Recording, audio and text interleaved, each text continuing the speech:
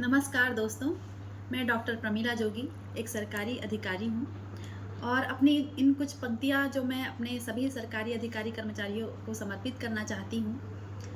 दोस्तों, दुनिया को ये लगता है कि एक सरकारी अधिकारी या कर्मचारी का जीवन बहुत ही ऐश में कटता है। तो उसी तारतम्य में मैंने ये कुछ पंक्तियाँ लिखी हुई हैं, जो एक सरकारी कर्मचारी का दर्द, उसकी पीड़ा बयाँ करता है। तो देखते हैं कितने सरकारी अधिकारी कर्मचारी मेरी इस पंक्तियों से जुड़ पाते हैं। तो आप सभी को समर्पित ये कुछ पंक्तियाँ हैं, जिसका शीर्षक है ऐश में कटता सरकारी अधिकारी कर्मचारी का जीवन पार्ट 1।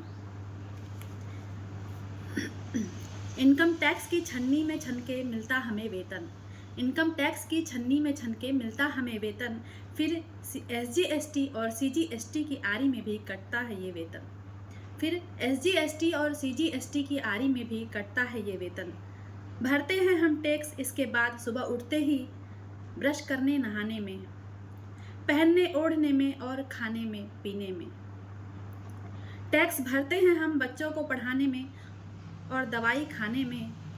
इस तरह टैक्स कट जाता है हंसने मुस्कुराने में, इस तरह टैक्स कट जाता है हंसने मुस्कुराने में। ले लेते हैं अगर ज़मीन आशियाना बनाने को, ले लेते हैं अगर ज़मीन आशियाना बनाने को, आ जाती है टैक्स हमारा चैन चुराने को।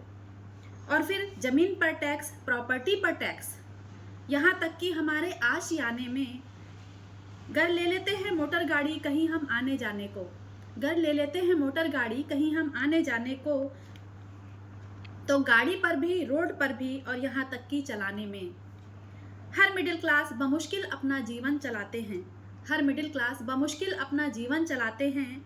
एक बच्चा ले ले तो दूसरा लेने से घबराते हैं, एक बच्चा ले ले तो दूसरा लेने से घबराते हैं।